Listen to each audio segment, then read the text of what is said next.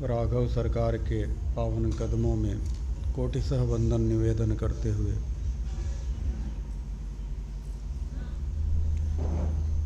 हम सभी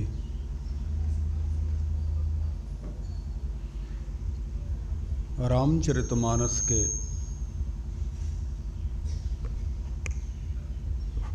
दिव्य पुष्प कहे जाने वाले सुंदरकांड में यात्रा कर रहे हैं, चल रहे हैं और रसास्वादन कर रहे हैं।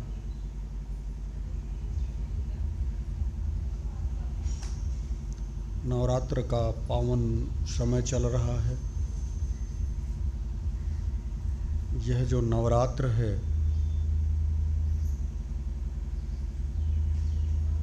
यह आपको नव द्वारे पूरे देही, ये जो नव दरवाजे की आपकी देह है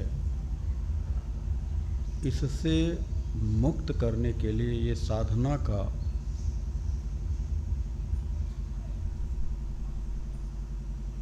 एक पर्व है। इस पर्व में साधक को साधना करके नौ द्वारों से युक्त यह देह जो है उससे मुक्ति मिलने के लिए, उससे मुक्ति पाने के लिए यह अवसर आता है। लेकिन आप सभी हैं कि नहीं जानने के कारण इस पर्व का लाभ नहीं उठा पाते।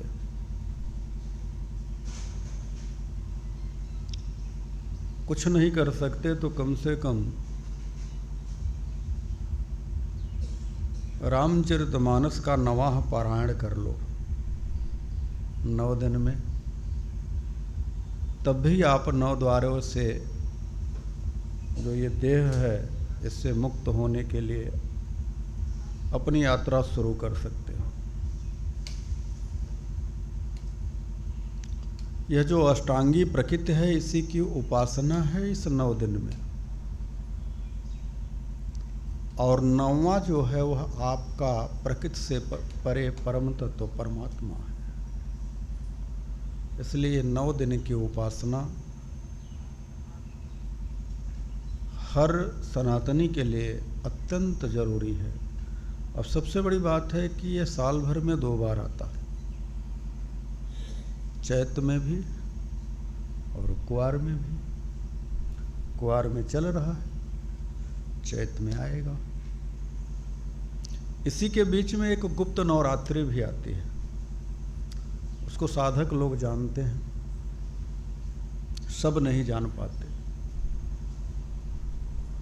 तो मैं आप सबसे कहूँगा कि साधना पथ में साधकों के लिए सबसे अहम बात जीवन की यह होनी चाहिए कि जो हमारे जीवन में पर्व हैं, जो हमारे जीवन में ये पर्व आते हैं उनका अपना विशेष महत्व होता है। और इन विशेष पर्वों को विशेष विशेष तरीके से हमारे ऋषियों ने, हमारे महर्षियों ने, हमारे संतों ने आप लोगों को उसके साथ जुड़ने के लिए निर्देशित किया है। शास्त्र में भी इसका वर्णन है, देवी भागवत में भी इसकी चर्चा है कि यह नवरात्र जो है आपके जीवन के उन समस्त प्रपंचों से ऊपर उठा करके आपको आपसे मिलने का आह्वान देता है। आप मिलें, अपने से मिलें। लेकिन आप हैं कि जब संसार से छुट्टी मिलेगी तब तो अपने से मिल पाएंगे।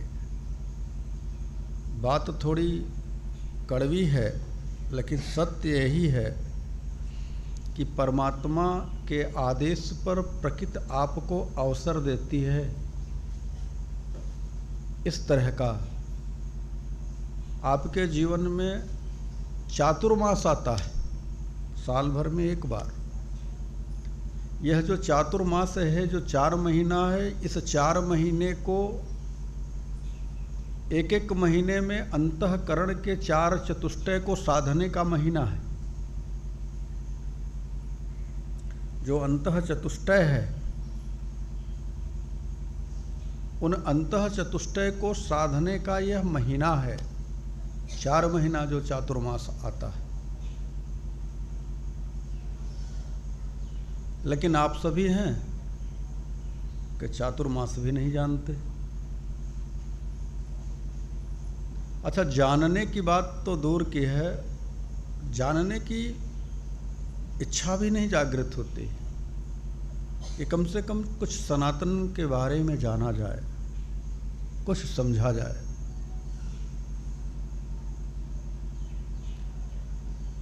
चातुर्मास मन, बुद्धि, चित्त और अहंकार को साधने का महीना है। मन को साधो, बुद्धि को साधो, चित्त को साधो, अहंकार ऑटोमेटिकली सध जाएगा। भगवान कहते हैं मैं अर्पित मनोबुद्धि, मन और बुद्धि मुझे दे दो। तो शुरुआत में अपने जीवन का जो वास्तविक आपका कर्तव्य बनता है वह यही है कि अपने आप को प्रभु को सौंपो। दुर्भाग्य की बात यह है कि आप अपने को प्रभु को नहीं देना चाहते, बल्कि अपने द्वारा कमाए हुए धन में से कुछ धन प्रभु को देना चाहते हो। प्रभु को आपके द्वारा कमाए हुए किसी धन की कोई ज़रूरत नहीं है। वो आपके लिए अहमियत रखता होगा, आपके लिए उसकी वैल्यू होगी, आपके लिए उसका महत्व होगा। हमारे प्रभु को वह धन नहीं चाहिए। तो प्रश्न उठता है कि प्रभु को चाहिए क्या, क्या दूं उन्हें? तो मेरे प्रभु को चाहिए राम ही केवल प्रेम प्यारा। मेरे प्रभु को सिर्फ आपका प्यार चाहिए। पल भर के लिए ही आप उनके सामने बैठ करके कह दो, नाथ मैं आपका। स्वीकार कर लो कि प्रभु आपका ही हूं, आपके सिवा मेरा कोई नहीं है।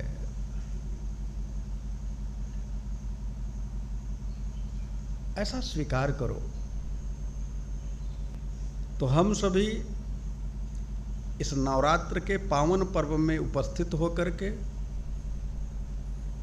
राघव सरकार के चरित्र को, जिसमें भक्त और भगवान का चरित्र आज होना है, और वह राम कथा में सुंदरकांड जो सुंदर ही सुंदर है। और आप सबको बताऊं कि पूरे रामचरितमानस की जो सुंदरता है वो सुंदरकांड में ही है। और सुंदरकांड में भी 8 जगह सुंदर शब्द का प्रयोग किया गया है। हाँ, 8 जगह क्यों प्रयोग किया गया? क्योंकि हमारी जो जगत जननी पारंबा सृष्टि है, जो सीता है, उसने हनुमान जी जैसे भक्त को 8 सिद्धि नवनिधि कर दाता 8 सिद्धियां प्रदान की।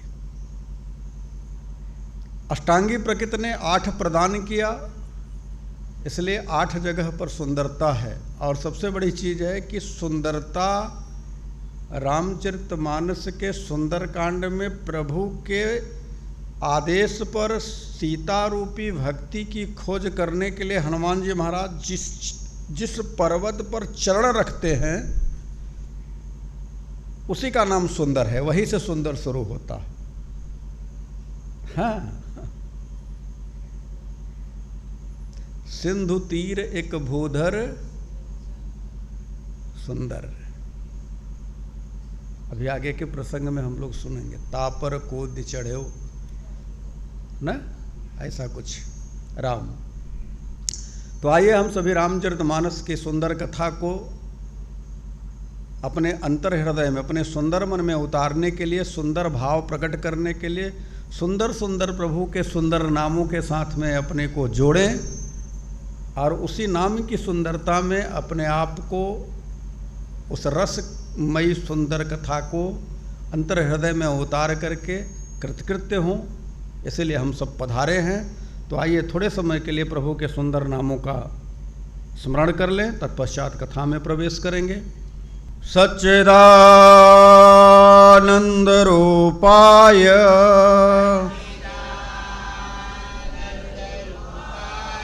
विश्वोत्पत्त्यादि हेतवे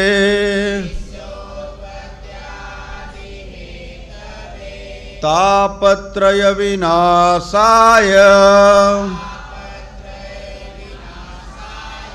श्रीकृष्णाय वयं नमः। कृष्णाय वासुदेवाय हरे परमात्मने प्रणतः क्लेशनाशाय गोविंदाय नमो नमः। रामाय रामभद्राय रामचंद्राय वेदसे रघुनाथाय नाथाय सीताया पतये नमः।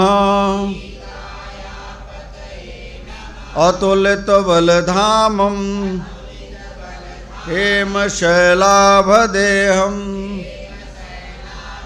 धनुजबन कृशानं ज्ञानिनानाम् अग्रगण्यं सकलगुणनिधानं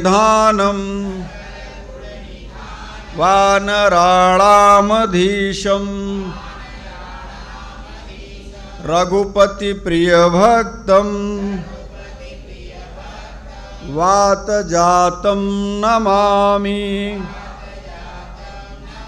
वातजातं नमामि।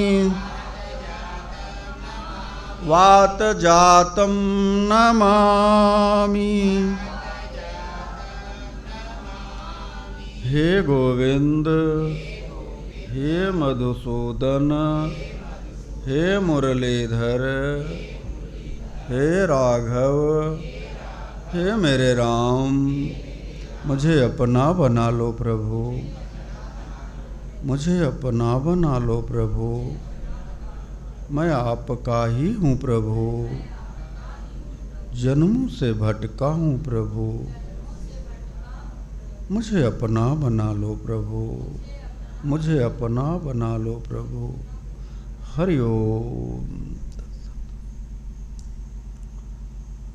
अनंत कोटि ब्रह्मांड नायक साक्षात परिपूर्णतम परात्पर परम पुरुष पूर्ण परमेश्वरम पर आराध्य पतित पावन अकारण करुणा वरुणालय जगत नियंता जगत पालक सार सर्वस्व निखिल निगम पुरुष पुरातन नित्य नूतम मर्यादा पुरुषोत्तम राघव सरकार के चरणों में कोटिसह बंदन निवेदन करते हुए आइए हम सभी रामचरितमानस के दिव्य पुष्प कहे जाने वाले सुंदरकांड की यात्रा करते हैं। सुंदरकांड इसलिए सुंदर है कि इसमें सब कुछ सुंदर है। बाहर की दृष्टि से देखने में तो प्रतीत होता है इसमें तो ज़्यादा से ज़्यादा मारधाड़ ही है। हनुमान जी लंका में प्रवेश करते हैं तो वहाँ शुरू हो जाता है, पूरी लंका जला देते हैं, बहुत कुछ होता है, लेकिन फिर भी सुंदर है। क्यों सुंदर है? इसका एक ही कारण है। जब आप अपने जीवन में राम काज के लिए तैयार होते हैं तो आपके जीवन में सुंदर होने लग जाता है। राम काज लग तव अवतारा। आपका, हमारा, हम सभी का जो जन्म हुआ है इस धराधाम पे, वो भक्ति रूपी सीता का खोज करने के लिए हुआ है। लेकिन हमने क्या किया कि भक्ति रूपी सीता की खोज ना करके प्रकृति रूपी सुपुनखा की तरफ बढ़ गए। हम प्रकृति के प्रपंचों में पढ़ करके सुपुनखा की तरफ चले गए। वो प्रकृति रूपी सुपुनखा का जो बड़ा भाई है मोह, छोटा भाई है क्रोध, मोह रूपी रावण, तो क्रोध रूपी कुंभकर्ण, लोभ रूपी नारांतक, काम रूपी मेघनाथ, हम भतीजे की तरफ बढ़ गए। हमको खोजना था शांति रूपी सीता को, और हम खोजने निकल पड़े सुपुनखा को। उसके परिवार की तरफ हमारी यात्रा हो गई। इसलिए हमारे जीवन में शांति नहीं है, हमारे जीवन में सुंदरता नहीं है। और दूसरी बात, अगर हम सुंदरता चाहते हैं अपने जीवन में कि हमारा जीवन सुंदर हो जाए, तो क्रोध रूपी कुंभकर्ण को सोने देना चाहिए, उसकी तरफ ना जाओ। वो सोता है, उसको जगाओ नहीं। आपके अंदर भी क्रोध रूपी कुंभकर्ण है, सो रहा है। लेकिन जैसे ही मोह रूपी रावण कुछ व्यंग बोलता है कि क्रोध रूपी कुंभकर्ण जाग करके खड़ा हो जाता। कैसे बोला, हो गया, शुरू हो गई। क्या है और ये होगा कैसे? कहा लोभ रूपी नारांतक जब आएगा, जहां पैसे का झंझट आया, फायदा नुकसान समझ में आया, वहीं पे क्रोध रूपी कुंभकर्ण जाग जाएगा। और ये होगा क्यों? क्योंकि मोह उसका बड़ा भाई बैठा हुआ है। आप सबको, हम सभी को खोजना था किसी और को, और खोजने में लग गए किसी और को। रामचरितमानस कहती है कि खोज करके अशांत हुए हो, शांति रूपी सीता को खोजने के लिए निकल पड़ो। अच्छा, जब से राघव सरकार के जीवन में अरण्य कांड में थोड़ी ही देर के लिए सही सुपुनखा प्रवेश कर गई, थोड़ी देर के लिए आई थी। जब तक सुपुनखा नहीं थी तब तक शांति बनी हुई थी। लेकिन जैसे ही सुपुनखा आई, शांति भंग हो गई। क्योंकि सुपुनखा जब भी आएगी तो आपको अशांत कर देगी। आपके जीवन का उद्देश्य शांति रूपी, भक्ति रूपी सीता को खोजना है। और ये बात बताएगा कौन? कहा कोई घर का बुजुर्ग बताता है, कोई श्रेष्ठ बताता है, कोई बड़ा बताता है, कोई गुरु बताता है, कोई संत बताता है। बताएगा कौन?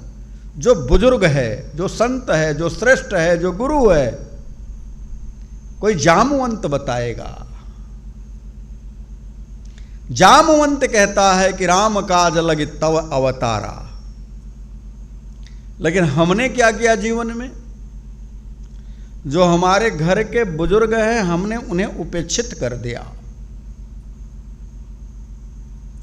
जो श्रेष्ठ जन हैं, जो बड़े लोग हैं,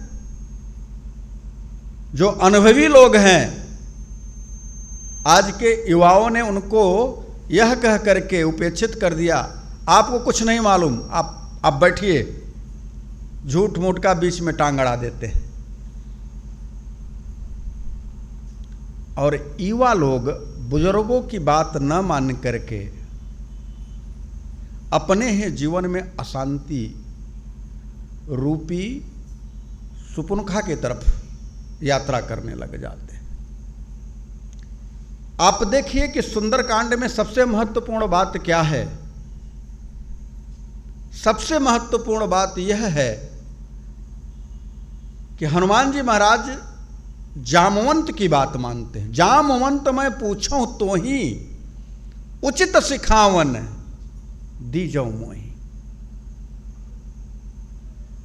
जामवंत मैं आपसे पूछता हूं, आप उचित सिखावन दीजिए, यानी वास्तविक बात हमको बताइए।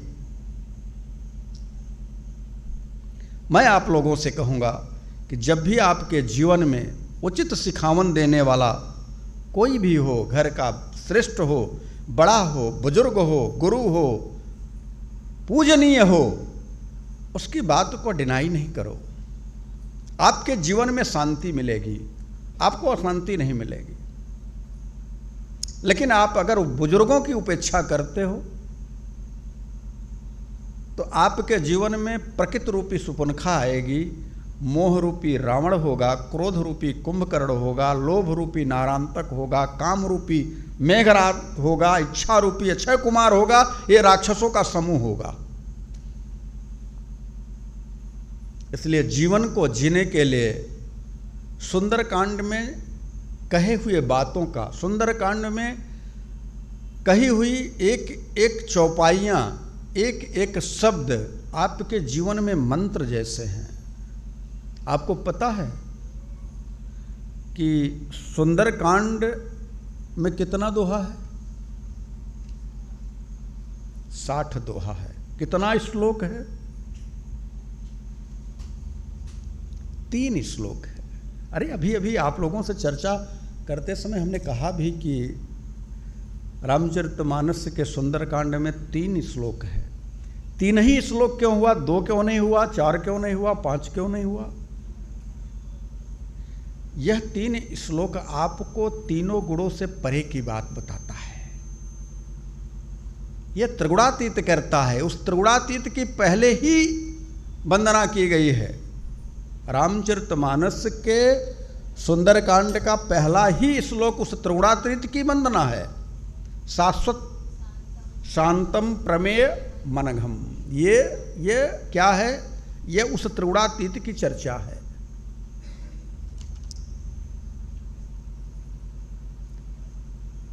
पाँच 526 चौपाइयां हैं।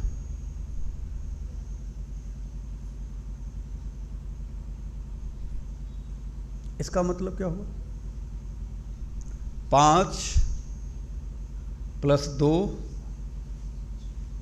+ 6 कितना हुआ? कितना हुआ? इसका मतलब जानते हैं? इन चौपाइयों ने कहा कि जो रामचरितमानस को अपने हृदय में धारण करे ना करे, लेकिन सुंदरकांड की चौपाइयों को अगर अपने हृदय में धारण कर लेता है तो हे राघव सरकार वो तेरा हो जाता है। वो किसका हो जाता है? वो तेरा हो जाता है। इसलिए 526 चौपाइयां।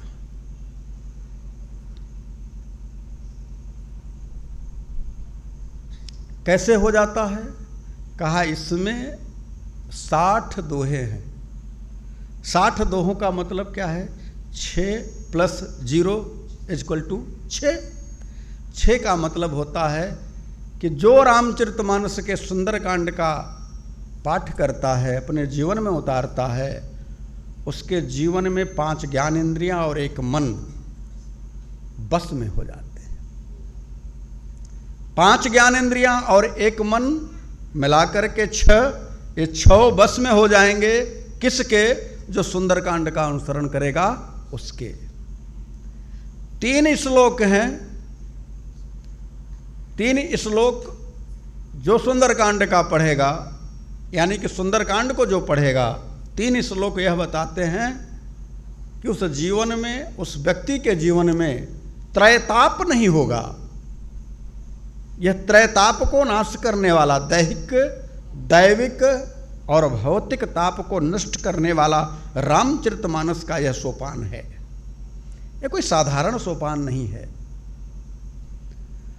रामचरितमानस के सुंदरकांड को पुष्प की संज्ञा क्यों दी गई? पिछली बार की चर्चा में हमने आप लोगों से बताया है कि जो 7 कांड हैं, यह रामचरितमानस को एक वृक्ष के रूप में देखा गया। बालकांड को उस वृक्ष की जड़ माना गया। अवध कांड को उस वृक्ष का तना माना गया। वृक्ष की जड़ क्यों बताया गया बालकांड को? क्योंकि बालकांड बड़ा है और जो वृक्ष जड़ों से बड़ा होता है, मजबूत होता है, वो टिका रहता है। तना भी मजबूत होना चाहिए, तो अयोध्या कांड भी बहुत बड़ा है। अरण्य कांड शाखाएं हैं, किष्किंधा कांड पत्ते हैं, सुंदर कांड पुष्प है, लंका कांड फल है और उत्तर कांड रस है। रसो वैसा, यह साक्षात परमात्मा का ही विग्रह रामचरितमानस है। रामचरितमानस को अगर दूसरे भाव में हम सब कहें तो शब्द ब्रह्म ही तो है। वो मेरे राम ही शब्द के रूप में रामचरितमानस में है, कोई और नहीं है। मेरे ठाकुर, मेरे सरकार इस रामचरितमानस में शब्द के रूप में विद्यमान हैं। इसलिए रामचरितमानस की एक एक चौपाइयां मंत्र है और इस मंत्र को आप सतपंच चौपाई मनोहर जान जो नर उर धरे, दारुण अविद्या पंच जनित विकार श्री रघुवर हरे। मात्र 5-7 चौपाई भी आपके जीवन में उतर जाए रामचरितमानस की। सतपंच चौपाई मनोहर जानी जो नर उर धरे, दारुण अविद्या पंच जनित विकार श्री रघुवर हरे। यही कारण है कि आप सबको रामचरितमानस में प्रवेश करने के लिए पात्र बनाया जाता है। आपको 4, 5, 6, 7 चौपाइयाँ आपके मुख से गवाई जाती हैं। आप सभी जब रामचरितमानस की जय जय राम कथा गाते हो तो उसमें कुछ चौपाइयाँ गाते हो। वो जो 6-7 चौपाइयाँ हैं वो इसीलिए गवाई जाती हैं कि आपके अंतर हृदय में बैठा हुआ दारुण अविद्या पंच जनित विकार मेरे राघव सरकार उसका हरण कर लें, आप दिव्य बन जाओ। दिव्यता को प्राप्त करने के लिए एक ही योग्यता है कि आपको राम के चरित्र में अपने चरित्र को जोड़ना होगा। आपको थोड़ी सी परेशानी आ जाए, थोड़ी सी दिक्कत आ जाए, आप विचलित हो जाते हो, आप दुखी हो जाते हो, आप रोने बिलबिलाने लगते हो, अरे मेरे साथ ही क्या हो, सब कुछ मेरे साथ ही गड़बड़ हो रहा है, ऐसा अपमान बैठते हो। सच तो यह है कि आपके जीवन में यदि कोई छोटी बड़ी परेशानी आई तो परमात्मा आपकी परीक्षा लेता है कि देखें यह मेरे द्वारा जो अच्छी चीज़ है प्रदान की जाएगी तो उसमें कहीं व्याकुल तो नहीं होगा, कहीं दुखी तो नहीं होगा, कहीं अच्छी चीज़ों को पाने के बाद इतराएगा तो नहीं। कभी कभी अच्छी चीज़ मिलने के बाद भी लोग व्याकुल और दुखी हो जाते हैं, कभी इसका मैं करूँगा क्या, ये कैसे हो पाएगा, इतना सारा मेरे पास कैसे आ गया, वो निर्णय ही नहीं कर पाते। इसलिए रामचरितमानस यह सिखाती है कि यदि आपको कुछ ज़्यादा मिलने वाला हो और तुरंत वो न मिल करके आपको उसका उल्टा मिल जाए तो आप राम जी के अगर भक्त हैं, राम जी के अपने हैं, तो राम जी के जो चरित्र पर अगर दृष्टि डालेंगे, देखेंगे, तो हमारे प्रभु को शाम के समय यह घोषणा होती है कि आपको अवध का राजा बनाया जाएगा कल सुबह। और सुबह की बात कौन कहे, भोर में ही पता चलता है कि आपको अवध का राज नहीं बल्कि वन में जाना पड़ेगा। फिर भी राम जी से किसी ने पूछा कि आपको कैसा लगा, अभी आप राजा बनने वाले थे और अभी आप बन जा रहे हैं। अपनी माता जी से राम जी ने स्वयं जाकर के कहा, माँ तात दीन मोहि कानन राजो। भरत को तो अयोध्या का राज दिया, लेकिन पिताजी ने मुझे तो कानन का राजा बना दिया, मेरी तपस्या सफल होगी। अच्छा बताओ, परात्पर परम ब्रह्म को कौन सी तपस्या करनी है? लेकिन परात्पर परम ब्रह्म इस जीवन में मनुष्य के देह में आकर के लोगों को ये बताना चाहते हैं कि यदि सबसे पिछड़े लोगों से, सबसे दबे लोगों से, संसार के सभी से अगर आप प्रेम व्यवहार करते हो, सबका सम्मान करते हो, तो आपके जीवन में रामत्व आएगा, आप धन्य हो जाओगे। यदि आप सिर्फ बड़े लोगों का सम्मान करते हो तो आप स्वार्थी हो। यदि आप सबका सम्मान करते हो तो आपके अंदर रामत्व आएगा। ऐसे राम की कथा, और उस राम जी की कथा में अपने आप को जोड़ करके अगर जो देख करके समझ करके इस कथा को सुनेगा, तो निश्चित तौर से अगर कुछ है 10% ही उसके अंतर हृदय में अगर वह भाव उतरेगा, तो वह अपने जीवन का जो बचा हुआ समय है निश्चित तौर से सत्संग में लगाएगा, भगवत चिंतन में लगाएगा, भगवत कृपा का पात्र बन जाएगा। इसलिए इस राम कथा को सुनने के लिए बड़े बड़े लोग अदृश्य अवस्था में सुनते हैं। आपको पता नहीं होगा, क्योंकि आपके ये चर्म चक्षु सिर्फ स्थूल को देख पाते हैं। वास्तव में राम की कथा सुनने के लिए सूक्ष्म रूप से कितने लोग पधारते हैं आपको पता नहीं है। इसलिए कभी कभी मन की मौज में संत कह देते हैं, अरे भैया कोई अकेला भी बैठा रहेगा तब भी मैं राम कथा सुनाऊंगा। वह इसलिए कहते हैं कि आप स्थूल में अकेले बैठे होए अलग बात, लेकिन सूक्ष्म रूप में कितने लोग बैठे हैं आप नहीं जानते। बड़भागी आप हैं कि आप तो देख करके रामचरितमानस को पढ़ करके अपने जीवन को बदलना चाह रहे हैं। उनके बारे में जरा सोचिए, जिन्होंने अपने जीवन को बदल करके सूक्ष्म कर दिया है, और सूक्ष्म रूप में आप ही के बगल में बैठ करके कथा सुनते हैं। वो आपकी तरह बिस्तर, आपकी तरह गद्दा, आपकी तरह आसन नहीं की प्रतीक्षा नहीं करते। वो आते हैं और बैठ जाते हैं। ऐसी है राम कथा। इसलिए हम सभी राम कथा से जुड़े तो इस बात का ध्यान रखें कि हमारा किसी जन्म का पुण्य है जिसके कारण हमको राम की कथा सुनने को मिल रही है। क्योंकि पुण्य पुंज बिन मिलहि न संता, बिना पुण्य का पुंज इकट्ठा हुए संत दर्श नहीं होता, और बिना संत दर्श के राम कथा भी नहीं हो सकती। असंत के मुख से राम नाम भी निकलना भारी होता है, राम कथा की कौन कहे। हम सभी पिछली बार राघव सरकार की वंदना कर रहे थे, और हम सभी ने चर्चा में यह जाना कि हमारे ठाकुर के 11 गुणों की वंदना गोस्वामी तुलसीदास जी ने बड़े प्यार से करी है। प्रभु से कहा कि नाथ शाश्वत, शांतम 2, अप्रमेय 3, मनघम अनघम 4, शांत निर्वाण 5, शांति प्रदम, निर्वाण और शांति देने वाले।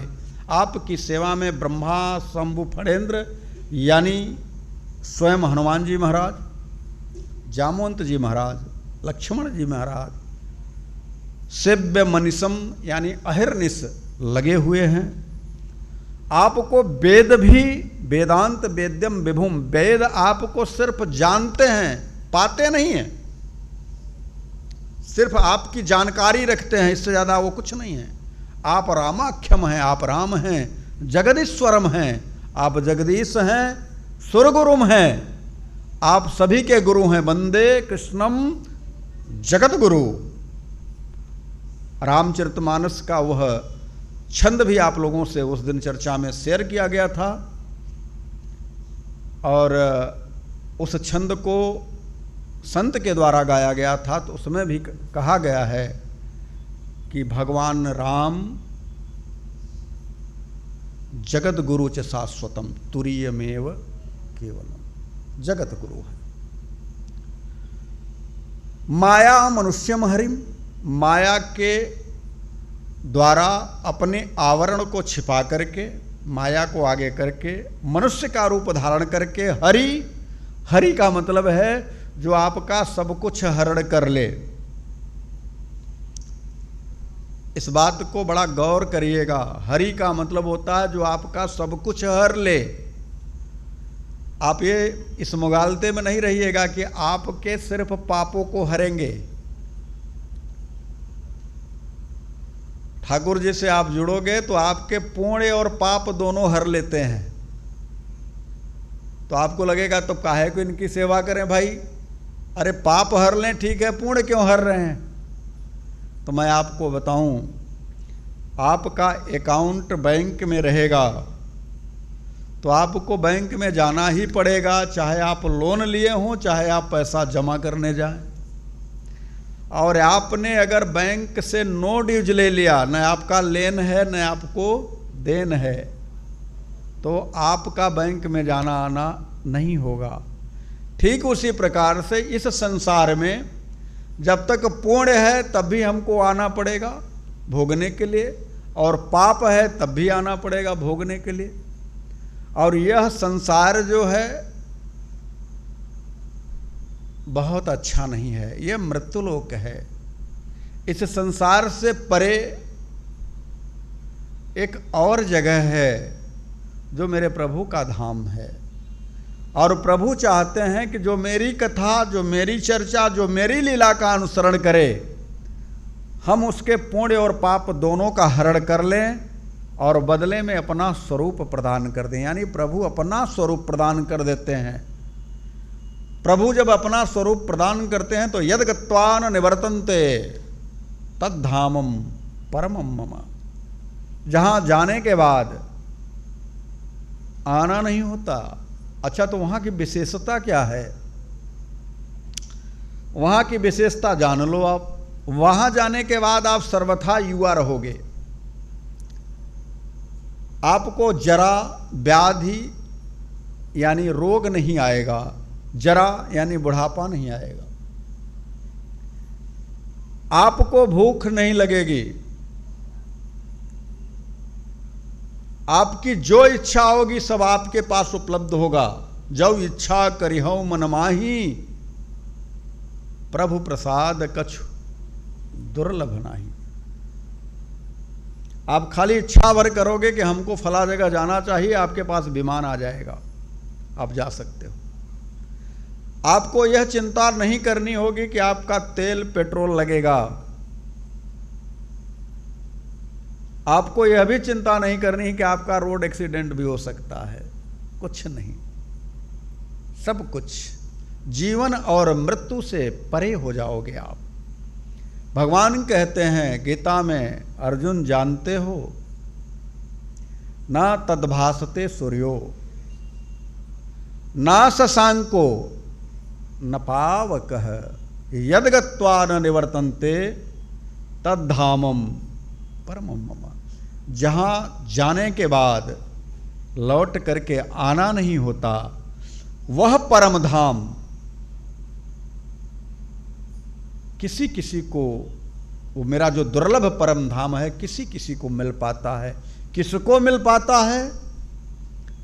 जो राम कथा के रसिक हैं उनको मिल पाता है। ये एक योग्यता है। राम कथा सुनबे को रसिया। जो राम कथा के रसिक हैं उन्हीं को परम धाम मिल पाता है। मैं आप सबसे भी कहूंगा कि आप भी राम कथा के रसिक बनिए। तो भगवान के 11 गुणों का जब वर्णन गोस्वामी तुलसीदास जी महाराज ने किया और ऐसा अनुभव किया कि हाँ हमारे प्रभु अब प्रसन्न हैं, तो फिर दूसरा श्लोक शुरू कर दिया। दूसरे श्लोक में गोस्वामी तुलसीदास जी कहते हैं, नान्या स्पृहा रघुपते हृदय स्मदीये सत्यम बदामि च भवान खिलांतरात्मा भक्ति प्रयच्छ रघुपंगम निर्भरा में कामादि दोष रहितम कुरु मानसम च। ठाकुर एक बात कहूं, यदि आप मेरे ऊपर प्रसन्न हो तो मैं आपसे कुछ कहना चाहता हूं। क्या कहना चाहते हो? नान्या स्पृहा, मेरे मन में कोई अन्य इच्छा नहीं है। मेरे मन में कोई अन्य इच्छा नहीं है। अच्छा, इस बात को कितने बारीकी से गोस्वामी तुलसीदास जी ने कहा, नान्या स्पृहा यानी न अन्य, अन्य मेरे मन में कोई स्पृहा नहीं है, कोई इच्छा नहीं है। अच्छा, अन्य कोई स्पृहा नहीं है तो कोई तो है। क्या चालाकी से बोल गए, नान्या स्पृहा, मेरे मन में कोई अन्य स्पृहा यानी अन्य कोई इच्छा। रघुपते हृदय स्मदीये, आप तो, मैं झूठ नहीं बोल रहा हूं ठाकुर, आप तो सबके हृदय में, सबके हृदय की बात को जानते हैं। हृदय स्मदीये, आप तो सबके हृदय की गति जानते हैं, और मेरे भी हृदय में आकर के देखिए कि मेरी अन्य कोई इच्छा, लेकिन एक तो है। वो क्या है? अच्छा, कहते क्या है? सत्यम बदामि च भवान खिलांतरात्मा। ठाकुर, मैं सच कह रहा हूं, और अनंत लोक के ब्रह्मांड में अनंत जीवों के हृदय में आप निवास करते हो, तो मेरे अंतर हृदय में भी आप जाकर के देख लो। सत्यम बदामि, मैं झूठ नहीं बोल रहा। अरे तो भाई इच्छा क्या है वो भी तो बता दो। कहा भक्ति प्रयच्छ, भक्ति प्रयच्छ रघुपंगम निर्भरा में, मुझे भक्ति चाहिए। अच्छा, अभी तो कह रहे थे कुछ इच्छा नहीं है, और मांगा भी तो सुपर डुपर मांग लिया। भक्ति प्रयच्छ, भक्ति दे दो। अच्छा, तो कौन सी भक्ति? भक्ति ही नहीं मांगा, चुनाव भी कर लिया। कौन सी भक्ति चाहते हैं? निर्भरा भक्ति चाहते हैं। देखिए, भक्ति के कई रूप हैं। अनपायनी भक्ति रामचरितमानस में ही है, अविचल भक्ति, अविरल भक्ति, निर्भरा भक्ति, इस तरह के भक्ति के कई रूप हैं। तो गोस्वामी तुलसीदास जी कौन सी भक्ति चाहते हैं? निर्भरा भक्ति चाहते हैं। अच्छा, निर्भरा भक्ति क्यों चाहते हैं? निर्भरा भक्ति का तात्पर्य क्या है? निर्भरा भक्ति का तात्पर्य है कि प्रभु, ये संसार, ये समस्त जीव जगत के लोग किसी न किसी के ऊपर आश्रित हैं, निर्भर हैं। किसी न किसी के ऊपर कोई न कोई निर्भर है। बेटा बाप पर निर्भर है,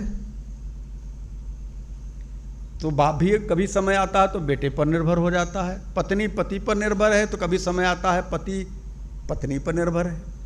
सब एक दूसरे पर निर्भर हैं। तो ठाकुर, हम भी निर्भरा भक्ति चाहते हैं, लेकिन हमारे यहाँ जो निर्भरता है, हम किस पर निर्भर हों? हमारी निर्भरता कहाँ हो? न हमारा कोई माई है, न हमारा कोई बाप है, न हमारी कोई पत्नी है। मेरा कोई न सहारा बिन तेरे, मेरा कोई न गोविंद सवरिया मेरे, मेरा कोई न सहारा बिन तेरे, नंदलाल सवरिया मेरे, मेरा कोई न सहारा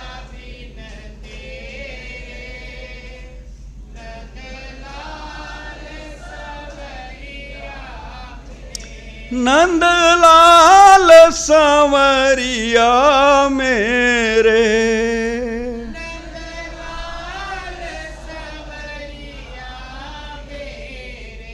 गोपाल संवरिया मेरे,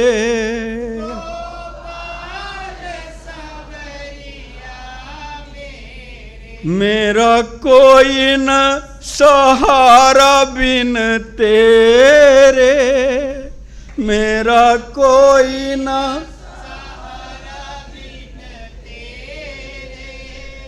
नंदलाल सांवरिया मेरे, मेरा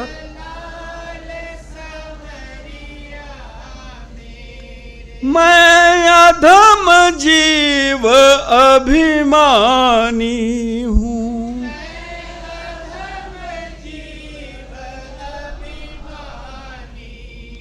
मैं अधम जीव अभिमानी हूँ,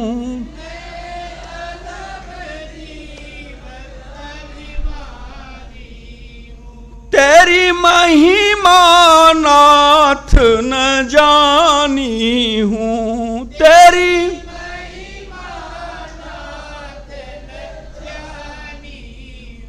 तेरी महिमा नाथ न जानी हूँ,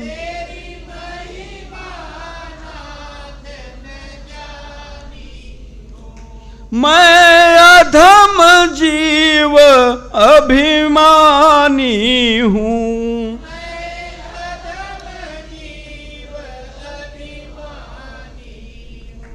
तेरी महिमा नाथ न जानी हूँ,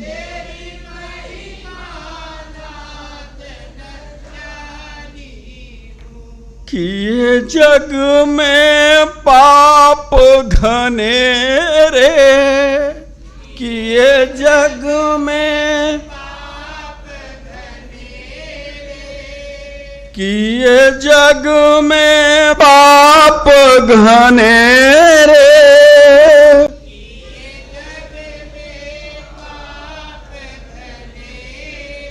नंदलाल सांवरिया मेरे,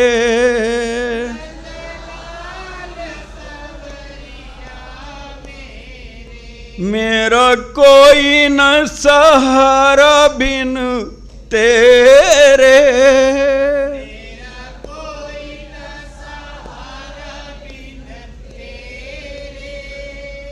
नंदलाल सांवरिया मेरे,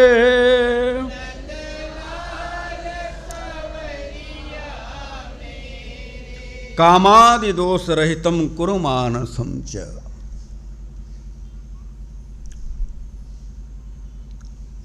नाथ हमें तो पहले आप निर्भरा भक्ति दो, हम सचमुच में जिसको सहारे के रूप में जीवन में अभी तक समझे उन्होंने धोखा दिया है। ये स्वार्थी संसार जिसे हमने अपना समझ करके सब कुछ बताया, सब कुछ जताया, भरोसा किया, विश्वास किया, लेकिन इन स्वार्थियों ने मुझे कहीं का नहीं छोड़ा।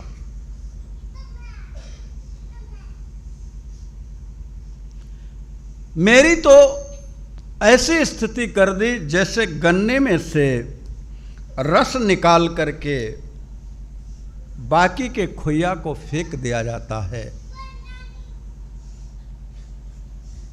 प्रभु, अब तो आपसे एक ही विनती है कि पकड़ लो हाथ बनवारी, नहीं तो डूब जाएंगे। पकड़ लो हाथ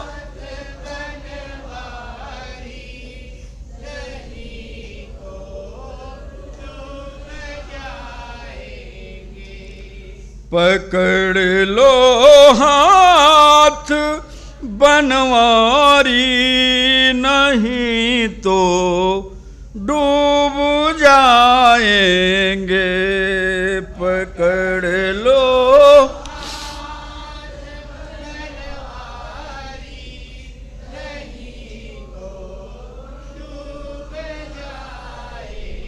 और सुना है नाथ, जो आपकी शरण पकड़ लेता है, जो आपकी शरण में आ जाता है, सुना है उसे डूबने नहीं देते आप। अगर मैं डूबा तो जानते हो क्या होगा? हमारा कुछ न बिगड़ेगा, हमारा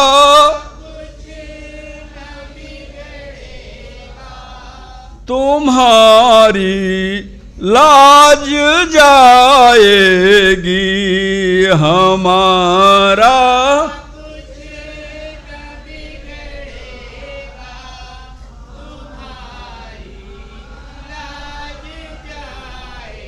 इसलिए प्रभु हम तो आपसे यही कहेंगे कि एक बार आप जिसका हाथ पकड़ लेते हैं, छोड़ते नहीं, तो मैं भी आपसे कहना चाहूँगा कि मेरा कोई नहीं संसार में सहारा है, मेरे हाथ को पकड़ लो। मैं निर्भरा भक्ति चाहता हूँ, मैं आपके ही ऊपर निर्भर हूँ। और आप ही तो कहते हो कि सर्वधर्मान परित्यज्य माम एकम शरणं व्रज, अहम त्वाम सर्व पापेभ्यो मोक्षयिष्यामि मा शुचः। तू सब कुछ छोड़ करके मेरी शरण में आ जा, मैं तुझे अपना बना लूंगा। लेकिन आऊं कैसे? मेरी अवस्था तो देखो प्रभु, मैं अधम जीव अभिमानी हूँ, मैं अधम जीव तेरी महिमा नाथ न जानी हूँ, तेरी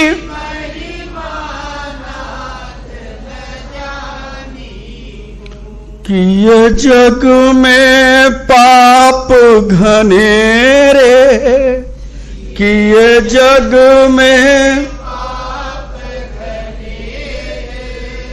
नंदलाल सांवरिया मेरे,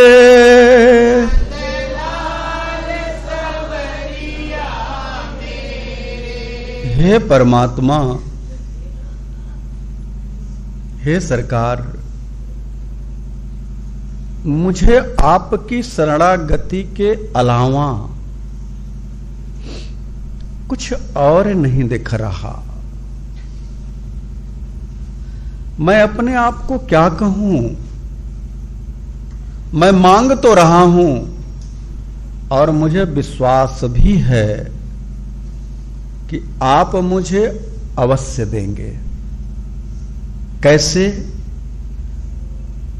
कहा प्रभु, हम जीवात्मा हैं, हमारी तो मांग है, लेकिन आपका एक स्वभाव है। और स्वभाव क्या है? जो सीत आवा शरनाई, जो सभीत रखी हूँ ताही प्राण की नाई, रखी हूँ ताही। आपके वचन है प्रभु, आप ही ने कहा है कि कोई संसार के इस भवफास में फंस करके भयभीत अगर होता है और मेरी शरण में आता है तो मैं उसे कैसे रखता हूं? कहा रखी हूं अपने प्राण की तरह, रखी हूं ताही प्राण की नाई। और नाथ, मैं जानता हूं कि मैंने स्वार्थ में आकर के, कामनाओं में आकर के अनेकों जघन्य पाप किए हैं, एक नहीं हजारों। मेरे अघ का पार नहीं है। लेकिन यह भी आपकी घोषणा है कि अपचिस्सु दुराचारो भजते माम अनन्य भाग साधुरेव सह मंतव्य सम्यक व्यवस्थितो ही सह। तू कितना भी पापी है, यदि अब पाप छोड़ करके मेरी शरण आ जाता है तो मैं तेरे समस्त पापों का नाश कर देता हूं। साधुरेव सहमंत, तुझे मैं संत की अवस्था में साधु मानने योग्य हो जाएगा। और इतना ही नहीं, तूने अगर मेरी शरणागति ले ली तो क्षिप्रम भवति धर्मात्मा शाश्वशांति निगच्छति कौन्तेय प्रतिजानीह न में भक्त प्रणश्यति। तो धर्मात्मा हो जाएगा। गोस्वामी तुलसीदास जी ने कहा, प्रभु भक्ति तो देना, मैं जानता हूं आपसे मांग लिया तो आप दोगे जरूर, इसमें तो कोई शक ही नहीं है। ठाकुर आप ही तो एक ऐसे दाता हैं कि जिसके सामने अगर झोली फैला दी जाए तो झोली खाली नहीं जाती। बस मांगने वाले का शुद्ध मन हो। क्योंकि लोग कहते हैं प्रभु कि दाता एक राम और भिखारी सारी दुनिया। सिर्फ आप हैं दाता। आप ही से लेकर के देवी देवता ब्रह्मादिक देवता आपसे लेकर के इस जगत में बांटते फिरते हैं। दाता तो सिर्फ आप हैं। और हम तो किसी देवी देवता के चक्कर में नहीं नाथ, हम तो प्रभु सिर्फ आपसे मांगते हैं और ये इस उम्मीद से मांगते हैं कि मिलेगा ही मिलेगा। आप सबसे भी मैं कहता हूं, मांगना हो तो राम से मांगो। दुनिया से मांगोगे दुत्कार मिलेगा, बदले में कुछ उसको भी चाहिए होगा। किसी अन्य से मांगोगे, बदले में उसको भी आपको कुछ न कुछ देना पड़ेगा, कुछ न कुछ करना पड़ेगा। लेकिन मेरा राम कहता है, पत्रम पुष्पम फलम तो यो में भक्त्या प्रयचित। जो भी तेरे पास है, कुछ नहीं है, तो अपना मन मुझे दे दे, मैं तुझे सर्वस्व दे दूंगा। ऐसा मेरा राम है। दाता एक राम, एक ही देने वाला है, वो राम है। प्रभु भक्ति तो मुझे चाहिए, लेकिन इसके पहले धीरे से गोस्वामी तुलसीदास ने एक बात और बोल दी। कहा, नाथ भक्ति तो दीजिए, लेकिन मेरे अंदर कुछ लोग बैठे हैं, उनसे पहले मेरा पिंड छुड़ाइए, तब तो भक्ति मिलेगी नहीं। भक्ति मेरी दोष रहित हो जाएगी, दोष युक्त हो जाएगी, दोष सहित हो जाएगी, दोष रहित नहीं हो पाएगी। वो कौन लोग बैठे हैं? कहा, कामादि दोष रहितम। ये कामादि जो हैं, इनको जब तक आप हटाएंगे नहीं, आप हमको कामादि दोषों से रहित जब तक नहीं करेंगे, तब तक अगर आपकी भक्ति मुझे मिल भी जाती है तो व्यभिचारिणी भक्ति हो जाएगी, उस भक्ति का गलत उपयोग होने लग जाएगा। तो सर्वप्रथम नाथ मेरी आपसे विनती है कि भक्ति तो दीजिए, लेकिन कैसी भक्ति हो? कहा, पहला मेरी शर्त है कि निर्भरा भक्ति हो, मेरी आपके अलावा किसी और पर कोई आसक्ति ना हो। दूसरा, मेरे अंतर हृदय में जो कामादि बैठे हैं, कामादि दोष रहितम कुरु मानसम च। मानस कहते हैं हृदय को। जो मेरे हृदय में काम क्रोध लोभ मोह मद मत्सर ये विकार बैठे हैं, इनको दूर करके ही भक्ति देना नाथ। अगर ये जब तक रहेंगे तब तक कहीं न कहीं से अपना खेल खेल देंगे और मैं कुछ नहीं कर पाऊंगा नाथ। तो यहां पर एक प्रश्न उठता है कि गोस्वामी तुलसीदास जी ने कहा, कामादि दोष रहितम कुरु मानसम च। गोस्वामी तुलसीदास जी कह सकते थे, लोभादि दोष रहितम कुरु मानसम च, मोहादि दोष रहितम कुरु मानसम च। लेकिन गोस्वामी तुलसीदास जी ने कहा कामादि दोष रहितम कुरु मानसम च। क्योंकि भक्ति का सबसे बड़ा शत्रु कामना है, काम है, सबसे बड़ा शत्रु। और यही सबको बुला करके जीवन को तहस नहस करने में सक्षम है। गीता के दूसरे अध्याय में श्लोक आता है, भगवान कहते हैं अर्जुन, ध्यायते विषयानुपुंसः संगस्तेषोपजायते संगास्ते जायते काम कामात् क्रोधोपि जायते क्रोधात् भवत् सम्मोह सम्मोहाद स्मित विभ्रम और स्मित भ्रंसात बुद्धिनाशो बुद्धिनाशात प्रणश्यति। ये काम ही है। काम ऐसा क्रोध ऐसा रजोगुण समद भवा। ये सबसे बड़ा बैरी है, सबसे बड़ा शत्रु है। और इस शत्रु से निपटने के लिए, इस शत्रु से मुक्त होने के लिए यदि आप ये सोच रहे हो कि हमारी सामर्थ्य है, तो मेरी सामर्थ्य नहीं है।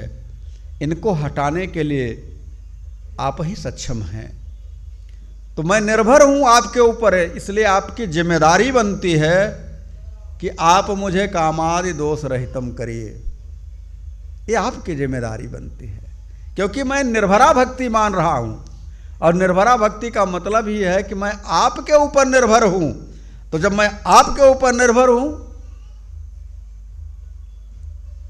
तो निश्चित तौर से आप ही मेरी सब कुछ व्यवस्था देखेंगे। निर्भरता हो, लेकिन कलयुगी नहीं हो।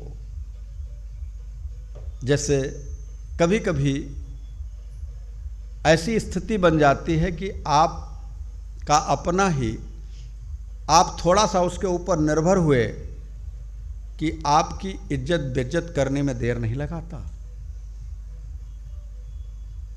एक सज्जन अपनी ससुराल जा रहे थे, तो जैसे ही कपड़ा वपड़ा पहन करके निकलने के हुए, तब तक उनका दोस्त था बगल में पड़ोस में, बहुत जिगरी दोस्त था।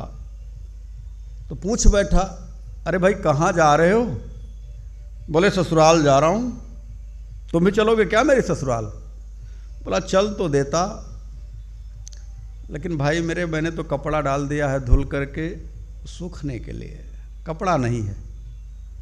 सज्जन ने कहा कपड़ा नहीं है तो कोई बात नहीं, मेरा पहन करके दूसरा चल दो, क्या फर्क पड़ता है?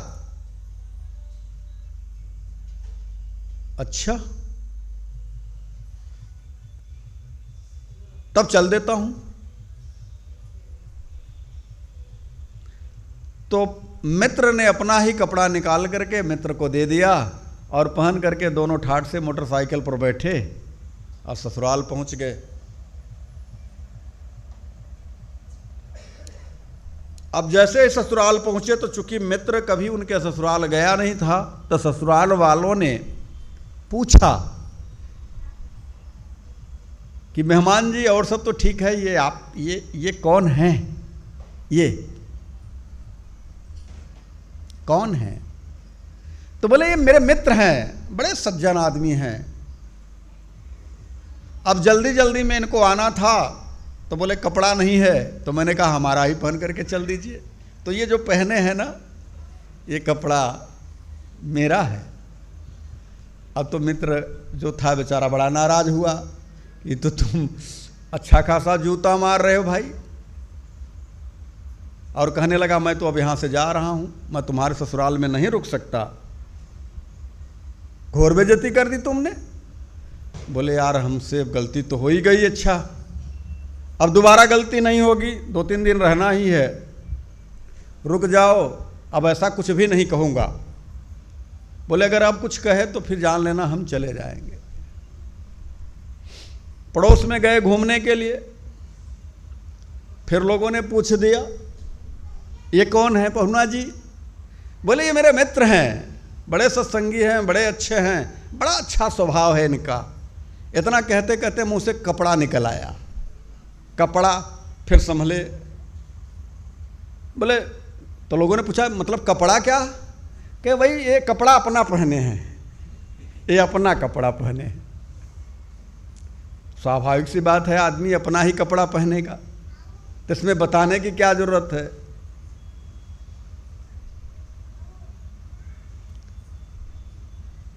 तो फिर मित्र ने कहा अब तो मैं पक्का चला जाऊंगा, अब मुझे रुकना नहीं है। दोस्त ने कहा यार गलती हो गई, स्वभाव में थोड़ा आ गया, अब नहीं होगा ऐसा। फिर तीसरे घर गए, फिर वही बात, फिर किसी ने पूछ लिया कि पहुना जी आपके ये कौन हैं, मित्र हैं या आपके रिश्तेदार हैं, कौन हैं?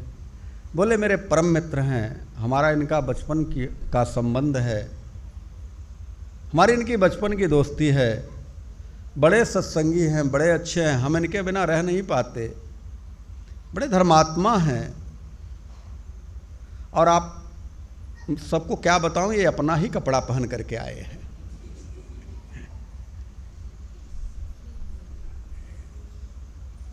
ये निर्भरा है। अगर जगत पर हम निर्भर होंगे तो जगत हमारी बेइज्जत करने से बाकी नहीं आएगा। इसलिए अगर निर्भर रहना है तो तुलसी भरोसे राम के, निर्भर होए के सोए, होनी है सो होएगी और अनहोनी ना होए। तो निर्भर होना है तो प्रभु के आश्रित हो जाओ। प्रभु कहते हैं मन मना भव मद भक्तो मद्याज इमाम नमस्कुरु मामे वश्यम सत्यम ते प्रतिजाने प्रियोस्मे। तू मेरा हो जा, मेरी निर्भरता ले ले। अच्छा प्रभु आपकी निर्भरता ले लिया तो क्या होगा? कहा मैं बताऊं तुझे क्या होगा? तो सर्वधर्मान परित्यज्य माम एकम शरणम ब्रज अहम त्वाम सर्व पापेभ्यो मोक्षयिष्यामि मा शुच। मैं तेरे समस्त पापों का नाश करके बदले में अपना स्वरूप प्रदान कर दूंगा, तू मेरा हो जाएगा। ऐसा प्रभु मेरा। और ऐसे प्रभु की चर्चा सुनने के लिए आप सभी बड़भागी यहां उपस्थित हुए हैं।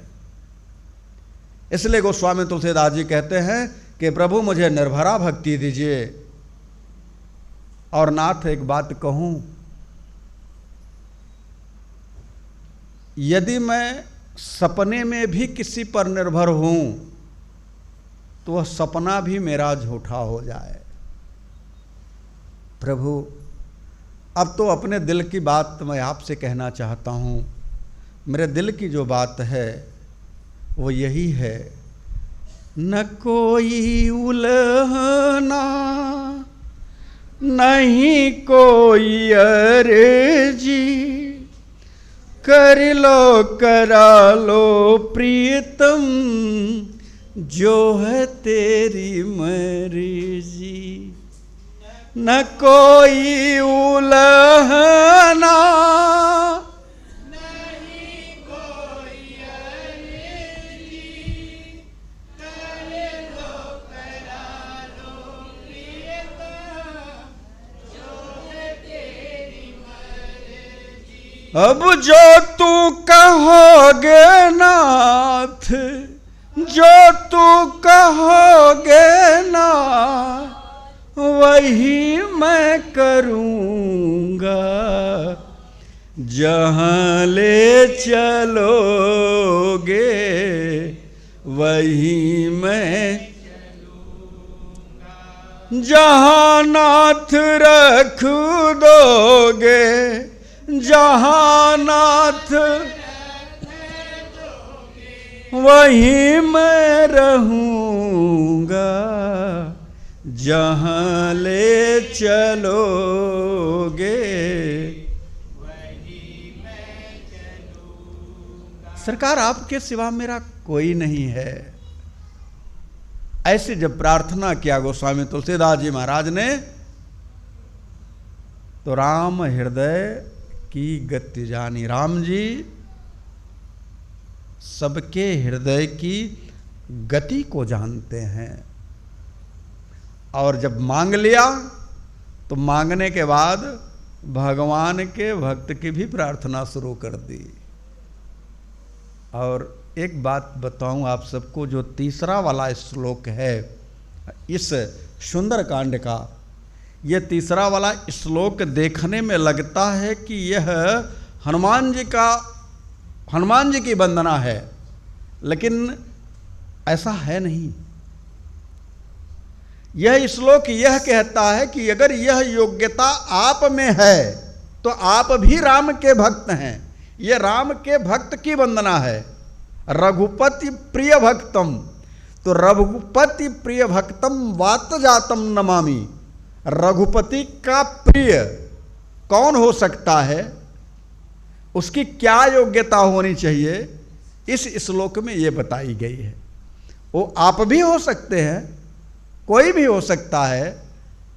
तो इस श्लोक में यह बताया गया है कि अतुलित बलधामम हेम शैलाभदेहम। आपका, अब अगर हनुमान जी की वंदना करते हुए कहा जाए तो कहा आप अतुलित बल के धाम हैं, लेकिन जिसके हृदय में ठाकुर जी का निवास हो जाए वह भी अतुलित बल का धाम है। जिसके हृदय में, आप कहते हो ना कि जिसके हृदय में राम नाम बंद है उसको हर घड़ी आनंद ही, जिसके हृदय में राम नाम,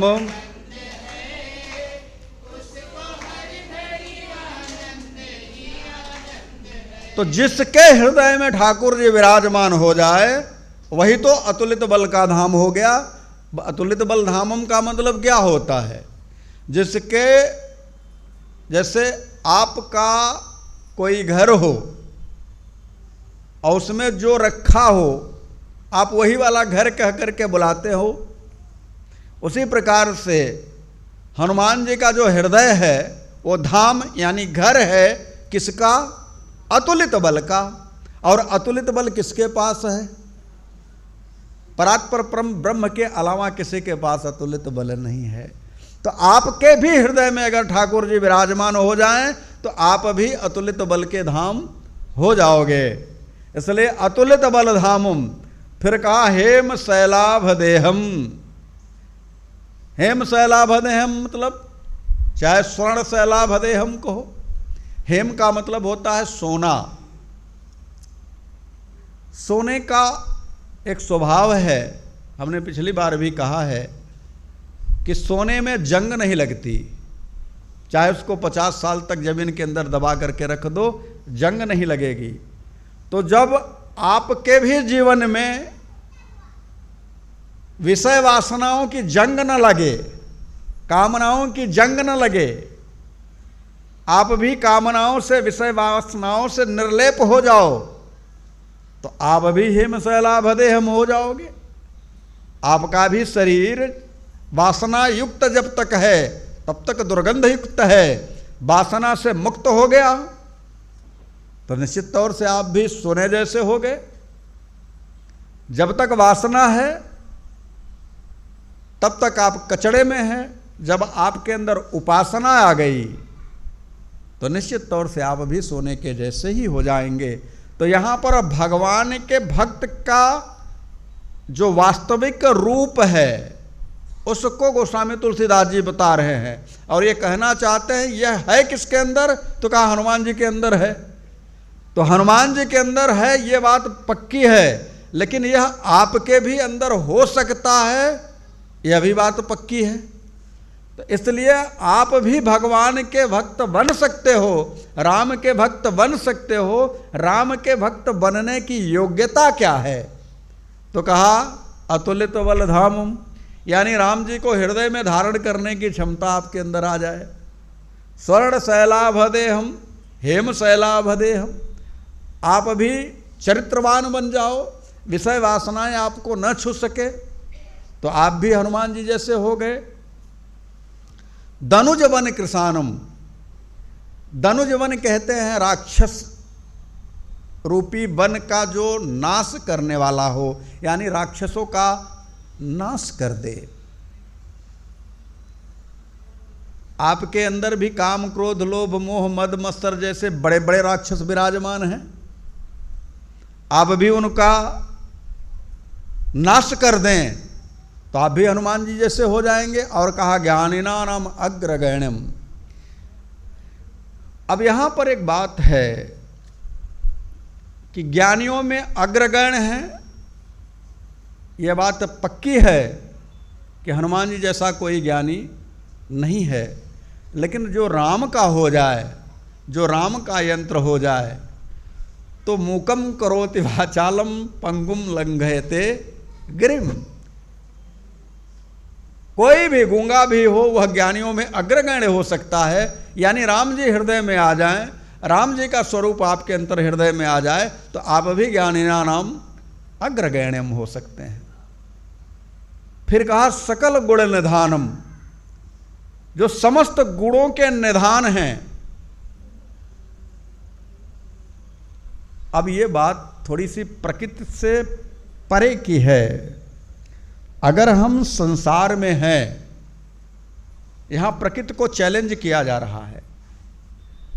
प्रकृति को चैलेंज करने का अभिप्राय यह है, यदि हम संसार में हैं, जगत में हैं, प्रकृति में हैं, तो जड़ चेतन गुण दोषमय विश्व किन्ह करतार। तो गुण और दोष दोनों होना चाहिए। लेकिन यहां पर गोस्वामी तुलसीदास जी महाराज कहते हैं सकल गुण निधानम, सारे गुण हैं, दोष एक भी नहीं है। और ये गुण जो हैं, आप सबको पता है कितने गुण होते हैं?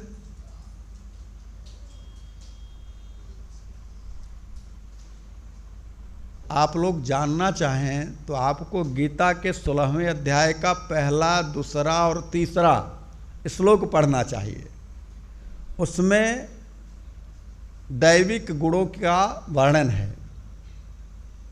ये जो गुण हम बताने जा रहे हैं, ये तीनों गुणों से अलग के गुण की बात कर रहा हूं मैं। ये जो आप सबसे मैं चर्चा करने जा रहा हूं, वो दैविक गुण की बात, दैविक संपदा की बात करने जा रहा हूं, जो दैविक गुण है। वैसे तो प्रकृति में 3 गुण हैं, तमोगुण, रजोगुण, सतोगुण, लेकिन इनका यहां पे संबंध नहीं है। कुल गुण 26 हैं। कितने गुण हैं? 26। और जान करके आश्चर्य होगा कि लड़की लड़कों की शादी होती है तो कितना गुण मिलता है? 27। जबकि दैवी संपद में 26 ही गुण माने गए हैं। और एक ये विचित्र बात है, ज्योतिषियों को मैं प्रणाम करता हूं यहीं से, कि जिन्होंने 27 गुणों का वर्णन किया है, जबकि 26 गुणों का वर्णन श्रीमद् भगवद गीता करती है। श्रीमद् भगवद गीता के 16वें अध्याय में अभयम सत्य संशुद्धिम ज्ञान योग व्यवस्थिति दानम दमश्च यज्ञस्य स्वाध्याय ताप आर्जवम अहिंसा सत्यम क्रोधा त्यागः शांतिरपैशुनम दया भूतेषु लोलुप्तम मार्दवम हीर चापलम तेजः क्षमा धिति सच मद्रोहो नातिमानिताम भवंति संपदा दैवी मभिजातस्य भारत। ये 26 गुण है। इन 26 गुणों का जो ज्ञाता हो, जिसके अंदर ये 26 गुण हो, वो हनुमान ही हो सकते हैं। इसके अलावा कोई नहीं हो सकता। वो भगवान का परम भक्त हो सकता है। तो ये 26 दैविक संपदा है, ये 26 दैविक गुण है। और हनुमान जी महाराज में ये गुण हैं। कैसे हैं? किसने दिया? तो उनको देने वाली कौन हो सकती है? इस प्रकृति की अधिष्ठात्री, जगत नियंता, जगत पालक की आह्लादिनी शक्ति ने दिया है। माता सीता ने दिया है। वह सृष्टि की जो सृष्टि है, सृष्टि की अधिष्ठात्री है। और आप सुंदरकांड में आगे चल करके पढ़ेंगे भी कि अजर यमर गुण निधि सोत हो अजर अमर निधि सुत हो, करहु बहुत रघु नायक छोहु, करहु बहुत।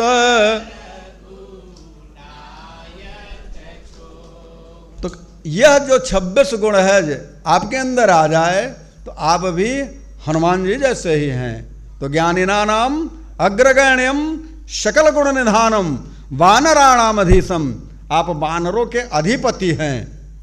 अधिपति कैसे हुए वानरों के? अधिपति तो भाई सुग्रीव जी महाराज हैं। तो देखिए एक बात कहूं, राजा होना अलग बात है, राजा होना अलग बात है, और लोगों के दिल पर राज करना अलग बात है। आप लोग भागवत जब कभी सुनेंगे तो आप लोगों को पता है हमारे ठाकुर जी को द्वारिकाधीश कहा जाता है, जबकि द्वारिका की गद्दी पर उग्रसेन बैठे थे। ठाकुर जी कभी नहीं बैठे, 1 घंटे के लिए भी नहीं बैठे। हमारे ठाकुर जी द्वारिका के गद्दी पर 1 घंटे के लिए नहीं बैठे हैं, लेकिन लोग क्या कहते हैं? द्वारिकाधीश। उग्रसेन का नाम कोई नहीं लेता। इसलिए जो दिलों पर राज करे, सुग्रीव ने तो कहा कि अगर महीने के अंदर आप सीता का पता लगा के नहीं आओगे तो आपको मार डालूंगा, वानरों को, सभी को। तो सुग्रीव राजा भले है लेकिन वानरों के दिल पर राज नहीं करता, और हनुमान जी महाराज हमारे वानरों के दिल पर राज करते हैं। वानराणाम धीशम, और रघुपति प्रिय भक्तम बात जातम नमामि, रघुपति के प्रिय भक्त हैं। अब इसमें भी बड़ी बात है। तो भगवान सरकार, राघव सरकार के प्रिय हैं, तो उनके कितने प्रिय लोग हैं? प्रिय हैं तो किस नंबर वाले प्रिय हैं? 50 ग्राम प्रिय हैं कि 100 ग्राम प्रिय हैं कि 1 किलो प्रिय हैं कि 10 किलो प्रिय हैं? कितने प्रिय हैं? राम जी के प्रिय तो हैं, लेकिन कितने प्रिय हैं? कितने प्रिय हो सकते हैं? तो रामचरितमानस के प्रकांड विद्वान लोग, जो संत लोग हैं, उन्होंने रामायण को छाना और उसमें से प्रिय शब्द निकाला कि कौन कौन कितना कितना प्रिय है। तो पहले नंबर पे सबसे निचले पायदान पर लक्ष्मण जी प्रिय हैं राम जी को। लक्ष्मण धाम राम प्रिय, राम जी को प्रिय हैं। सकल जगत आधार गुरु वशिष्ठ तहि राखा, लक्ष्मण नाम उदार। लक्ष्मण जी कौन से नंबर पे हैं? पहले नंबर के प्रिय हैं। तो दूसरे नंबर पे कौन प्रिय है? दूसरे नंबर पे प्रिय है अति प्रिय। प्रिय के बाद अति प्रिय। तो अति प्रिय कौन लोग हैं? तो हमारे ठाकुर जी अति प्रिय की संज्ञा किसको देते हैं? कहते हैं अति प्रिय मोहि हा कैवासी, अति प्रिय मोहि यहाँ कैवासी, मम धाम दा पूरी सुख राशि, मम धाम दा पूरी सुख राशि। ठाकुर जी को अयोध्या के लोग अति प्रिय हैं। तो भैया अति प्रिय के बाद अतिशय प्रिय कौन है? अतिशय प्रिय कौन है? एक प्रिय हुए, एक अति प्रिय है। अतिशय प्रिय कौन हुआ? कहा अतिशय प्रिय में 2 लोगों का नंबर है। अतिशय प्रिय में 2 लोग हैं। कौन कौन है? जनक सुता जग जननी जानकी, जनक सुता अतिशय प्रिय करुणा निधान की, अतिशय प्रिय। ये अतिशय प्रिय है भगवान की। और दूसरा कहा उनके बगल में दूसरा कोई और नहीं, लंका का अधिपति रावण का छोटा भाई विभीषण प्रिय है। भगवान कहते हैं सुनु लंकेश सकल गुण तोरे, सुनु लंकेश ताते तुम अतिशय प्रिय मोरे, ताते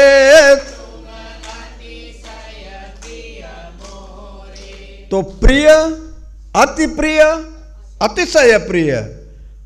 अब चौथा नंबर है प्राण प्रिय का। अच्छा, प्राण प्रिय कौन हो सकता है प्रभु का? कल्पना करो, प्राण प्रिय कौन हो सकता है? अरे प्राण प्रिय और कौन होगा? भरत जी महाराज हैं। भरत प्राण प्रिय पावहि राजू, भरत प्राण प्रिय विधि सब विधि मोहि सन्मुख आजू, विधि सब विधि मोहि सन्मुख।